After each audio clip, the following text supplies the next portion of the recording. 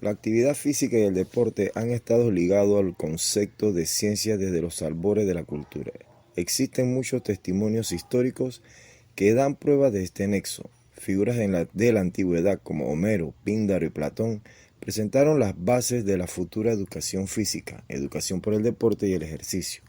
La educación física que establecieron se cimentaba en la filosofía y en la ciencia. También Aristóteles realizó un gran número de reflexiones de carácter biológico y técnico sobre el entrenamiento deportivo.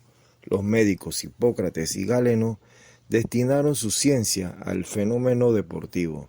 En esta época convivieron la ciencia y la filosofía en el deporte y también en el carácter general.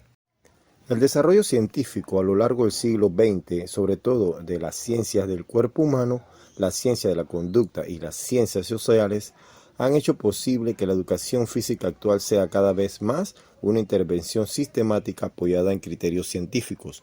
Los estudios sobre el cuerpo y el movimiento humano sientan las bases sobre las que se llevará a cabo la intervención pedagógica. Asimismo, en las últimas décadas, en el ámbito de las denominadas actividades físicas y deportivas, existe una gran preocupación por dar un carácter científico al estudio de dichas actividades.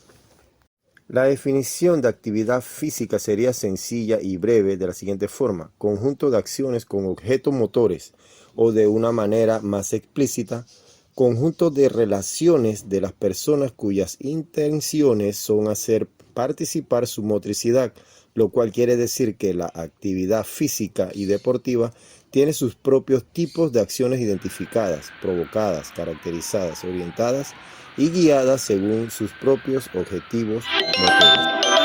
La actividad física debe ser tomada como una práctica regular y sistemática en la vida de todas las personas, sin distingo de edad, sexo, condición social u ocupación, por el sinfín de beneficios para la salud orgánica, emocional y psíquica de las personas, ya que ofrece herramientas que le permiten al individuo afrontar la vida con una actitud diferente, con mejor salud, fortaleciendo la diligencia y la perseverancia con sentido de honradez, responsabilidad y del cumplimiento de las normas. En fin, permite que las personas como entes individuales tengan la vitalidad, vigor, fuerza y energía fundamentales para cumplir con su deber en el grupo social al que pertenecen.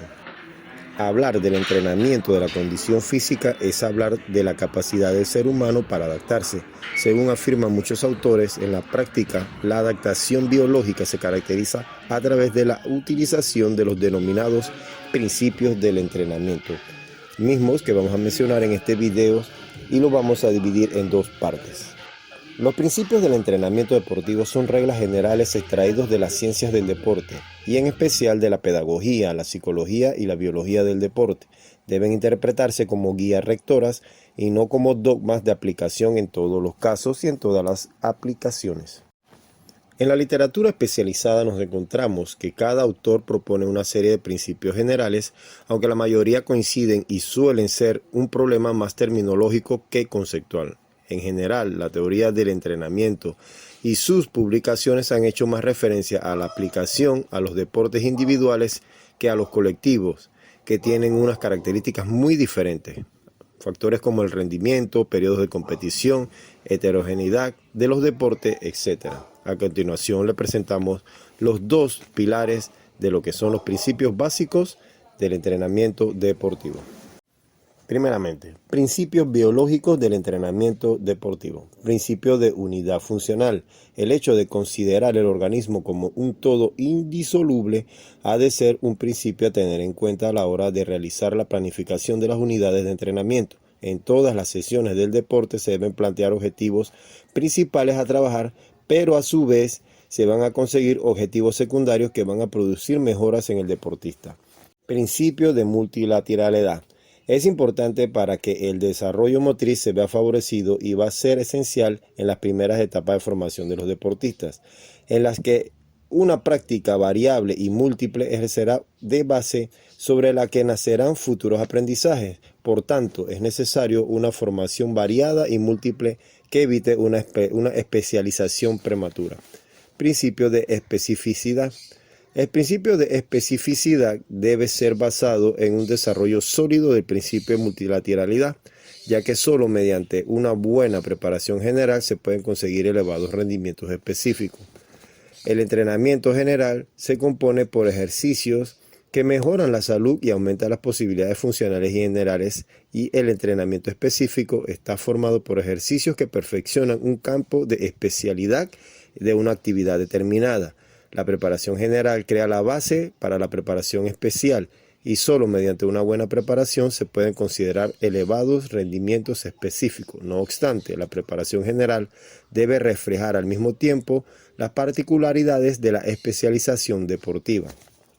Principio de sobrecarga. El principio de aumento progresivo de la carga es importante tanto en los deportistas individuales como en los deportes colectivos, ya que es necesario aumentar la magnitud de la carga conforme el organismo se va adaptando a los distintos estímulos de entrenamiento que se plantean.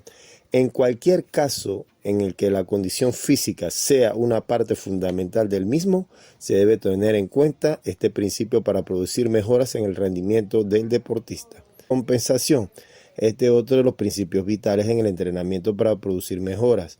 Se fundamenta en los principios biológicos y que en los procesos de adaptación que se comentaron anteriormente en la introducción. Para que una carga de trabajo surta efecto, debe dejar tiempo necesario para su recuperación. En caso contrario, si se aplica una carga cuando aún no se ha producido la supercompensación, esto se repite, puede llegar a causar sobreentrenamiento. Principio de individualidad. Es uno de los principios más importantes, pero más difícil de aplicar, en especial en los deportes colectivos. Es bien sabido que existen numerosos factores que afectan a la respuesta individual ante una misma carga de entrenamiento: herencia, maduración, nutrición, descanso y sueño. El nivel de condición, motivación, ambiente, salud y sexo. A estos factores individuales habría que añadir los diferentes requerimientos energéticos, técnicos y tácticos requeridos por cada ejercicio o deporte. Principios pedagógicos del entrenamiento. Principio de la participación activa y consciente del entrenamiento.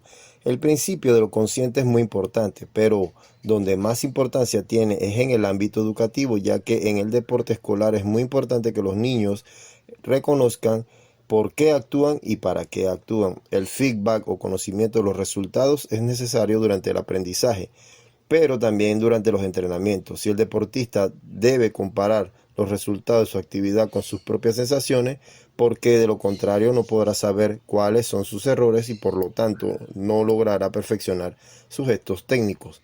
En el ámbito del rendimiento, a pesar de tener menos importancia este principio, sí es cierto que los deportistas deben tener un buen conocimiento de su cuerpo y qué estilos de vida pueden perjudicar su rendimiento. Principio de la transferencia. El principio de la transferencia adquiere una gran relevancia en los deportes colectivos, ya que la gran variedad de gestos técnicos que comprenden los distintos deportes hacen necesario un trabajo gradual que permita transferencias positivas entre unos elementos técnicos y otros.